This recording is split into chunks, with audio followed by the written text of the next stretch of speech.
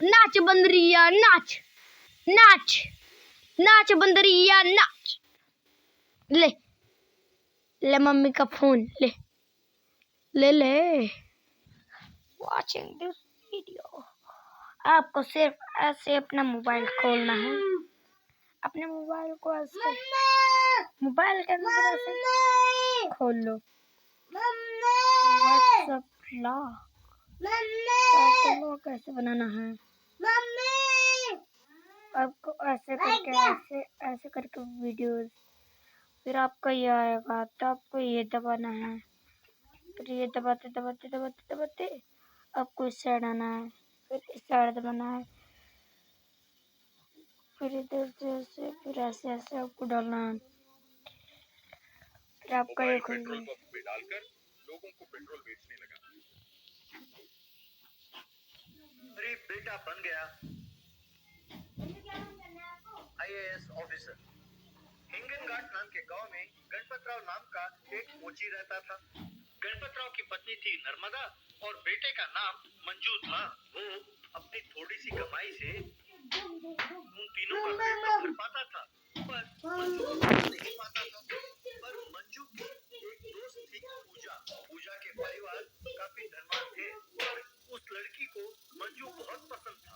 पूजा हर रोज school के बाद अपने कार में मंजू की झोपड़ी पर आती थी और उस दिन स्कूल में जो कुछ पढ़ाया वो सब मंजू को सिखाती। इस तरह 20 साल गुजर गए। गणपतराव बूढ़ा हो गया, पर उसके घर की हालत नहीं सुधरी। वो अभी भी जूते सीता था। वो आज भी उसी झोपड़ी में रहते थे।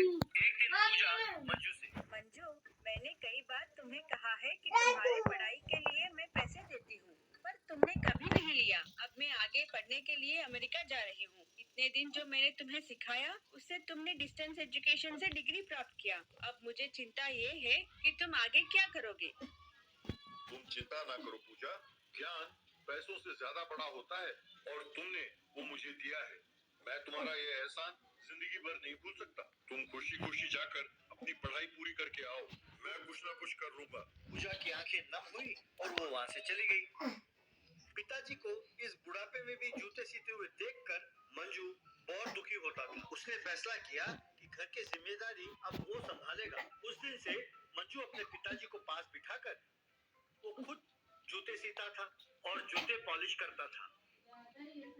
बेटा, तुम्हें देखकर मुझे काफी दुख होता है बेटा। औरों की तरह मैं अपने बेटे को पढ़ा नहीं पाया। ये क्या कम था, अब मैं तुमसे जूते भी सिलवा रहा हूँ। भगवान करे कि मेरा जैसा पिता किसी और बेटे को ना मिले। बाबू, ऐसे ना कहो। मैं जानता हूँ तुमने कितने मेहनत करके माँ और मेरा पोषण किया। आपने अपने आंसुओं और पसीने को पैसों में बदलकर हमें खाना खिलाया। तुम्हारी ये मेहनत व्यर्थ नहीं होगी बापू। तुम चिंता ना करो, जो जैसा होना होगा वो वैसा ही होगा। यूं मंजू दिन भर जूते सीने का काम करता था और रात को गली के लाइट के नीचे बैठकर पढ़ाई करता था। एक दिन उस गांव के जमींदार प्रताप और पूजा के पिताजी प्रदीप कोई धंधे की बात घर के बाहर कर रहे थे। तभी प्रताप का बेटा सूरज एक कीमती कार में कंपाउंड के अंदर आया। उसे देखकर प्रताप जी, अगर आपको एतराज ना हो तो क्या हम इस बिजनेस पार्टनरशिप को रिश्तेदारी में बदल लें? बात हो सकती है प्रदीप जी, पर एक बात है, मेरे बेटे को पढ़ाई रास नहीं आई, ना ही बिजनेस करने की अकल है। आपको एतराज तो नहीं है ना?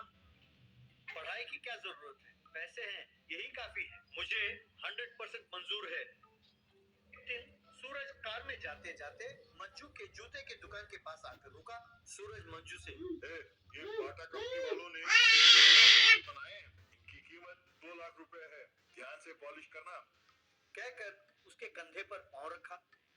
साहब, कंधे पर पाँव रखेंगे तो पॉलिश करना मुश्किल होगा साहब, जरा सिर पर रखें तो अच्छा पॉलिश करते होगा।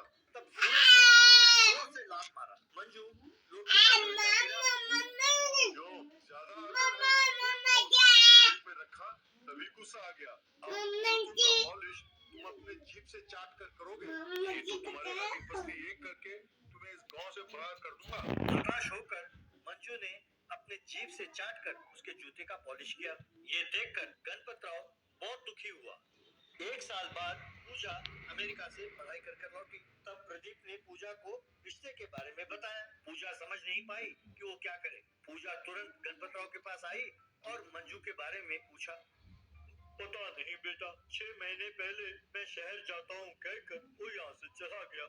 जब तक वो चिट्ठी लिखता रहता है, बस ये नहीं बताता कि वो रहता कहाँ है, करता क्या है। मुझे भी चिंता खाए जा रही है बेटा। एक दिन प्रताप सूरज से, अरे कमबख्त, हमारे गांव में नया कलेक्टर आ रहा है, उन्हें अपने घर खाने पर बुलाया है। तुम्हारी शादी भी तय हुई है ना, तुम उस कलेक्टर को अपने बातों में उलझाकर वो जो नया फ्लाईओवर का कॉन्ट्रैक्ट है वो हासिल कर लो। कम से कम अब से तो तुम धंधा करना शुरू करो। समझ में आई बात? अगले दिन उस गांव में कुछ सिक्योरिटी वैन्स आए। वो आकर उस गांव के पुलिस वालों से उन्होंने बातचीत की। उन्होंने सारे गांव में सीसीटीवी कैमरास और सिग्नल जैमर्स लगवाए। सब लोग हैरान थे कि वो नया कलेक्टर कौन है और यहाँ क्यों आ रहा है। अगले दिन एक बड़ा कॉन्वॉय उस गांव में पहुंचा। बच्चे और बड़े उस कॉन्वॉय के साथ भागने लगे। वो कॉन्वॉय गणपतराव के जूतों की दुकान के पास आकर रुकी। गणपतराव और नर्मदा वहाँ खड़े थे। एक वैन से मंजू सूट पहनकर उतरा। वे दोनों हैरान हो गए। मंजू सीधा आया और उनके पैरों पे गिरकर प्रणाम किया।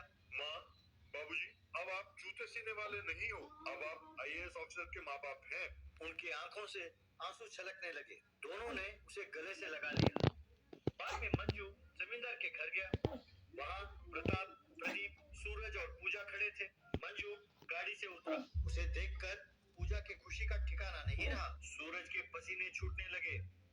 प्रताप और प्रदीप ने मंजू को फूलों का हार पहनाया। मंजू, तुम्हें देखकर मुझे बहुत गर्व महसूस हो रहा है। शाबाश मंजू, हमारे गांव में जो कोई नहीं कर पाया वो तुमने कर दिखाया। ये सब तुम्हारी मेहरबानी है पूजा। प्रदीप जी, अगर आपको एतराज ना हो तो क्या मैं पूजा से शादी कर सकता हूँ? कलेक्टर साहब, आपसे बढ़िया दामाद मुझे कहाँ मिलेगा। और मैं वैसे भी मुझे आप पापा तो की बचपन के दोस्त हैं, मुझे और क्या चाहिए। फिर मंजू सूरज से, सूरज, मुझे तुम पर कोई गुस्सा नहीं। मैंने तुम्हारा फ्लाईओवर बनाने के लिए एप्लीकेशन देखा, कोटेशन अच्छा है, वो मैं तुम्हें ही दे रहा हूँ। अच्छी तरह बिजनेस करो और बढ़िया कॉन्ट्रैक्टर बनो। सूरज की आंखें भर आई और उसने मंजू को प्रणाम किया। प्रताप भी बहुत खुश हुआ। इस तरह मंजू और पूजा की शादी बड़ी धूमधाम से हुई। मिनिएचर मारला नाम के गांव